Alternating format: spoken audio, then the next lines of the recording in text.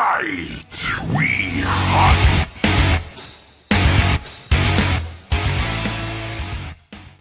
Welcome people to another episode of the Dwarves. So last time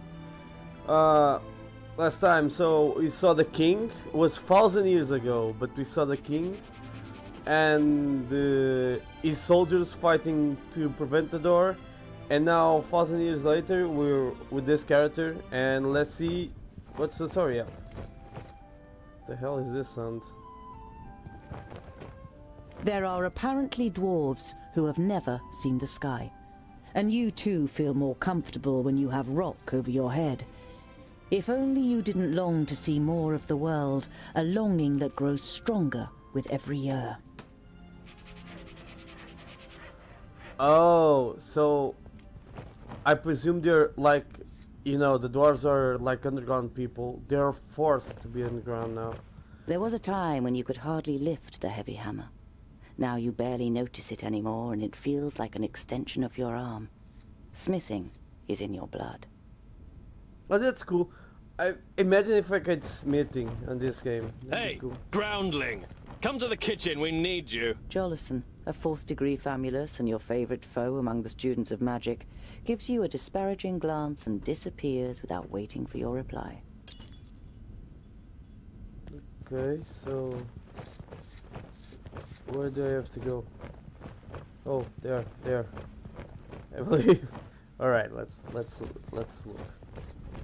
Hello. Tungdale! Quick! Or the goulash will get burnt! You immediately recognize what the problem is. A chain running over a pulley for positioning the cauldron is detached from its mounting, and the cauldron stuck in the fireplace. It's a heavy load, and none of the famuli, who feel superior even during kitchen duty, dare do anything. They might burn their fingers, or even get a bit dirty.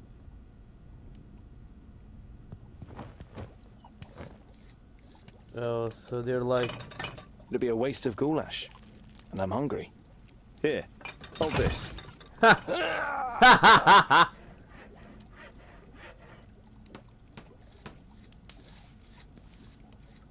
With as much concern in your voice as you can muster, you say, Oh, no, this doesn't look good. you're pleased to notice he's dripping with sweat. I'll get you back for this, groundling! Do you remember when you dyed my beard with some magic spell? I had to shave it off. You stroke your beard, which is unusually short for a dwarf. Damn it! Ah, it's heavy! The young human forces through his pursed lips, letting the pot sink a little. Don't you dare ruin my goulash, boy! The cook, with beefy forearms, glares at the young man, and after a brief moment, he tries harder. Oh, that was good. So, dwarves that look like they You look down. damned freak! For a moment, you hope the famulus really does raise his hand to you. But then he comes to his senses and leaves the kitchen, his face bright red. What a pair you are!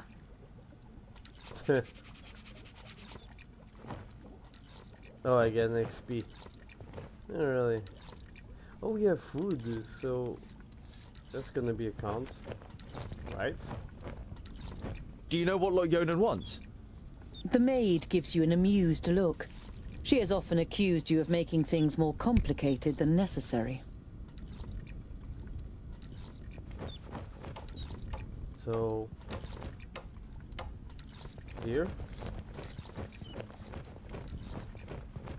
No, I came here. Oh, there's it. Hey, what are you doing, groundling? We're still eating here. Why don't you go and get your own portion?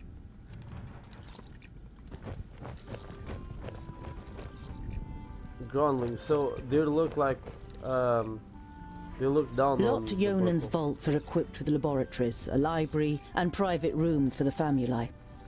Together with the forge, the kitchen, and the other utility rooms, it makes up quite an impressive complex.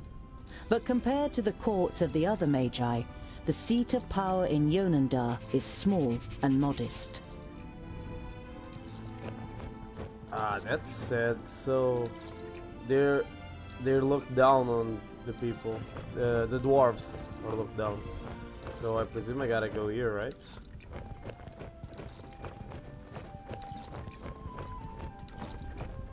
I should speak to Lot Yonan first. He doesn't like to be kept waiting. You mumble and wonder when you started speaking thoughts like this out loud. Alright, alright. So he's not here. Alright, okay.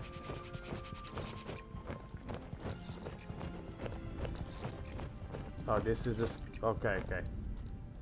Oh, so we're gonna get the cutscene, I presume. I'm very hyped for this game. It's a storytelling game with the good writing. It's always good to have a good story game. That was cool, the color in.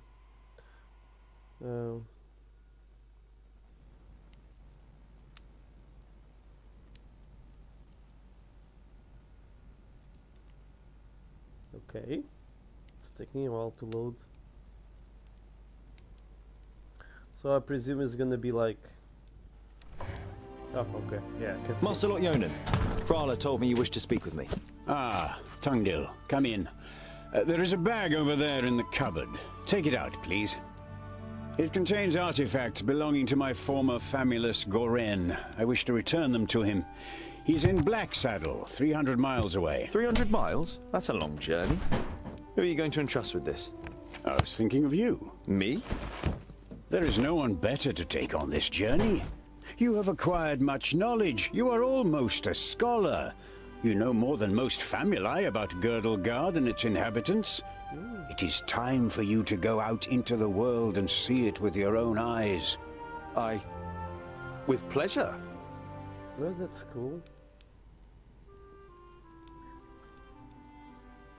Perhaps I'll meet some dwarves on my travels. Yes, perhaps. But don't hold out too much hope.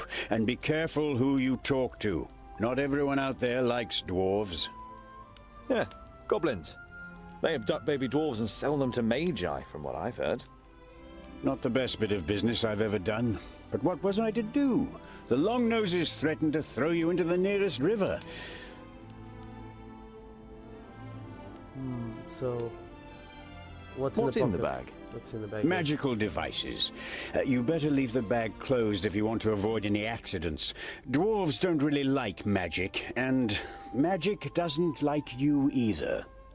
Rakus gave us so much craftsmanship that there's no space left in our bodies for magic. Strictly speaking, every time you've been too close to magic, it has ended in catastrophe. Oh, Be on your guard. Look after the bag and don't lose it. May Palandiel be with you. And Varakas too, of course. I'll set off immediately. I'll see you soon, Lot Yonan. oh, that's cool. So we start our adventure. Oh, that got me hyped. So there's a lot of tips here on Portuguese, but yeah, all the same, like the general. Oh, so I got a bunch in my inventory. What's this? Oh, so this is the quest guide. Backpack of the Servant, alright. Your guardian mage Lotanheim asked you for taking the bag with the magic with the magic stuff to Goren. Goren lives in Sala Negra, a mountain in the center of Guildgard. Alright. So I just translated that for you because in my language. For my Portuguese viewers, yeah, you can read that with no problem.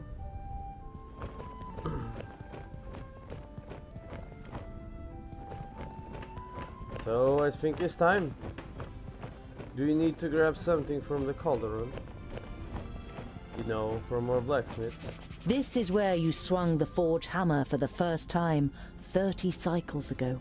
No one taught you the craft. It was enough for you to watch Lot Yonan's old smith at work. Whenever the workshop was empty, you practiced and quickly mastered the craft with ease. Oh, that's cool.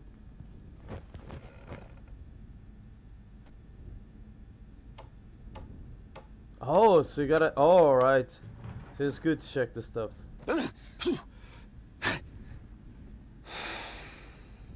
Good, we got an axe. That's good, that's good. Got an axe. Got a weapon now. I wonder if dwarves ask Vracus for help on long journeys. The figure on the homemade altar doesn't answer. Can you take it? No, indoors. If I hurry, I might be back in time for Sonia's birthday. You're longing to see her face when you give her your homemade present. Alright. Before that, let's see if we can eat. Let's have dinner. Vegetables, bread, cheese, but the cook is not to be trifled with. Many painful knuckles have taught you that she knows how to handle her heavy wooden spoon. Oh, I didn't want to skip that. The goulash is bubbling in the cauldron. You draw the warm air in through your nose, and the smell makes your mouth start watering. A lot, actually. There's a kid there. It's a kid. Why a kid next to... Hello, Frala. Hmm?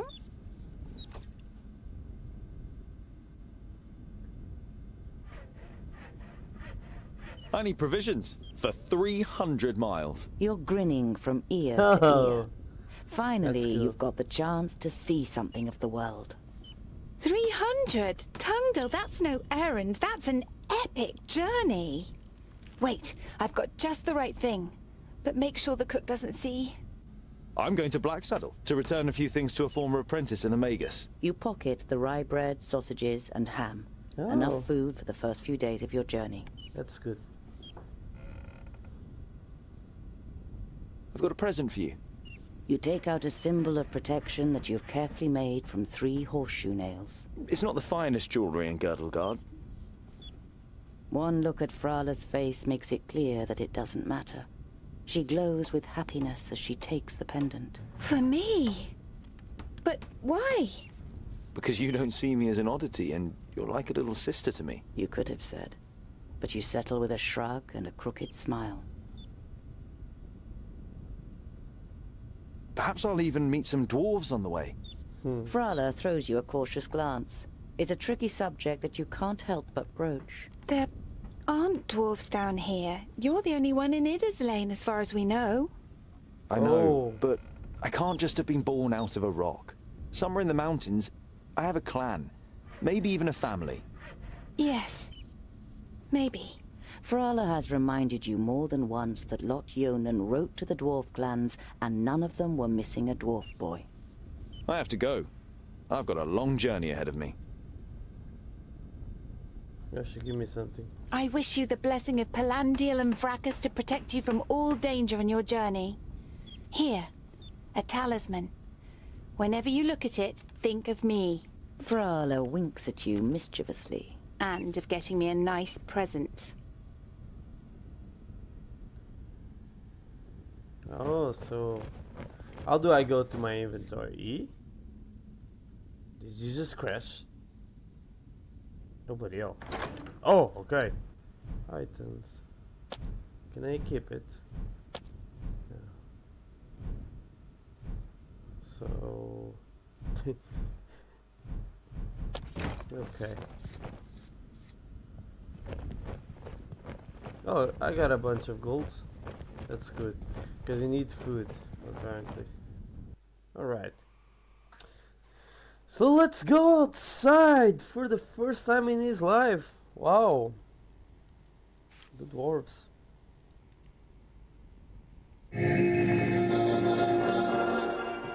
How nice to see you again, Lot Yonan. The hell? It must have been an age since we last met face to face. Nudin, welcome. Please, sit down. No, thank you, my friend. These are urgent matters, and I don't have much time. You must come to Leos Nudin immediately. The perished land is stirring. Are you sure? What makes you think that? I found out about 60 orbits ago, during a visit to the borders. Our magical barriers have weakened and become porous. The Elfar have left their land, and a huge horde of orcs have marched into Girdlegard.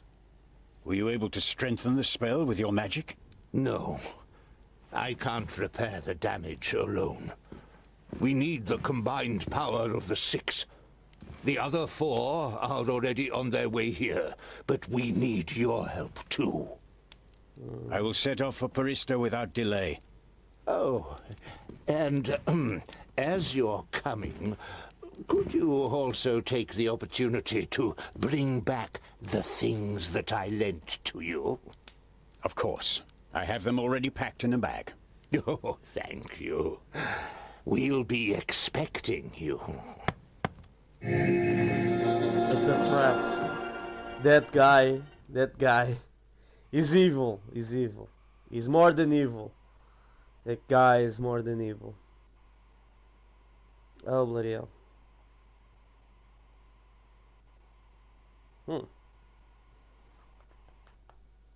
Okay. Loading. Utterly blinded by the sunlight, you squeeze your eyes tightly shut after only a few steps. The time spent underground has made you so sensitive to light that you're forced to seek shelter in the shade of a mighty oak. Oh.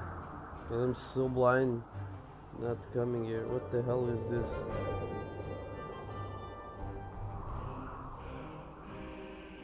Heroes, alright. So I can only go front. Alright. So the what? Let's go. You reach a small lake by a birchwood. Your feet hurt and your eyes still sting in the unaccustomed sunlight. But a smile spreads across your face nonetheless. You've covered a decent distance on the first day of your big journey. You pitch your camp and lie down to sleep on the hard forest floor. When you awake in the morning, your legs are stiff and achy. Trying not to feel sorry for yourself, you throw your rucksack over your shoulder. You're a dwarf, and dwarves don't complain. Oh, so this is like tacticals. Where should I go? Up? Left. Oh, I want to go here. What's here? Let's go. In front. Oh, so this uses oh, this is my stocking of food. This is what? What the hell? Day, alright, and this is gold, of course.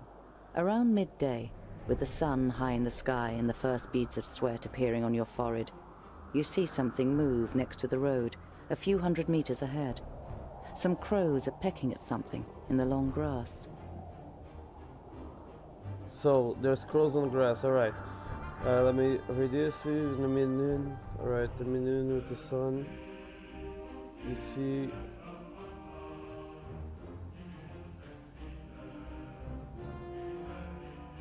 So, we can walk through the road until we understand better. Get off the road and get near the crows silently. Or stay mobile and just observe.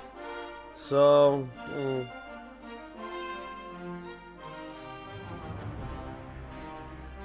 Let's leave the road and go silently. The creaking leather armor, the clattering rucksack, and a dwarf's inability to be quiet makes the crows flap around as you move from one bush to another. You give up trying to be stealthy, stand up straight, and see 2 human bodies in the flattened grass. Oh, so you're getting in, alright. So, do you play like a board game? That's cool. Not expecting that. I was expecting like...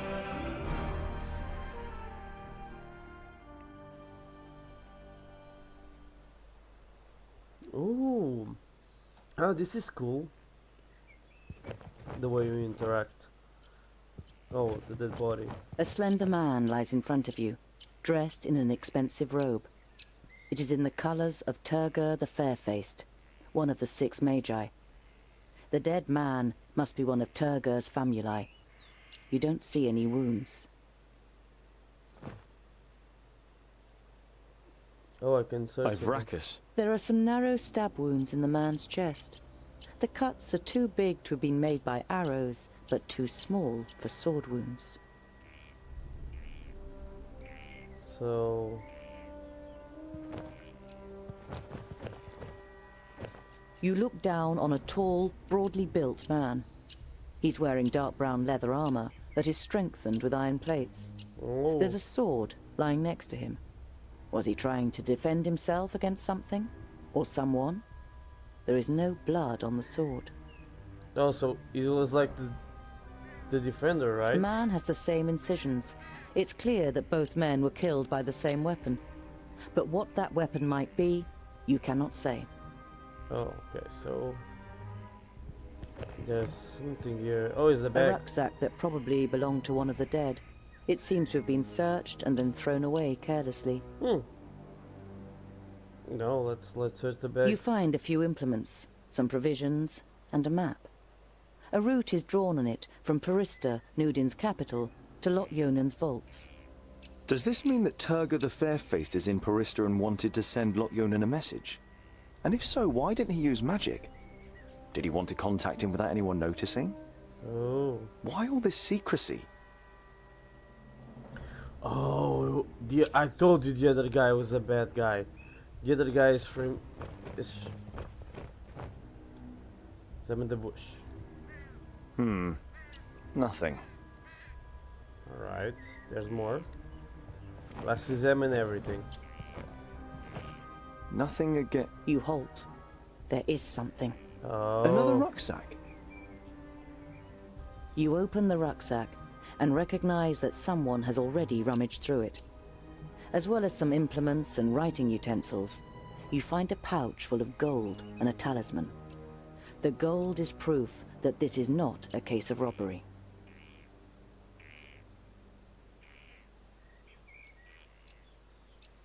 So, we got the talisman or the gold? It's not a robbery if you're already dead. You give the corpse an apologetic look. The gold coins join the others in your purse. Warmth and a feeling of security flush through your body as you touch the talisman. You feel safer just holding it in your hand. I'm taking you with me. I hope I don't get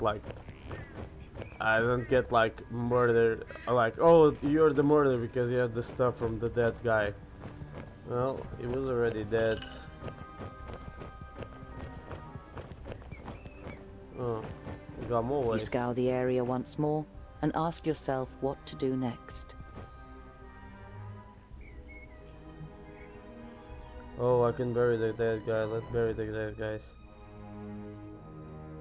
Bury the dead guys and go on. It's time-consuming and strenuous work digging shallow graves in the ground with a stick and covering the corpses with a few stones. But it should at least keep the crows from their feasting for a while. You continue on your way so as to put a few more miles between you and your grisly find before night falls. Alright, so... yes, alright. So people, this is all in the safe.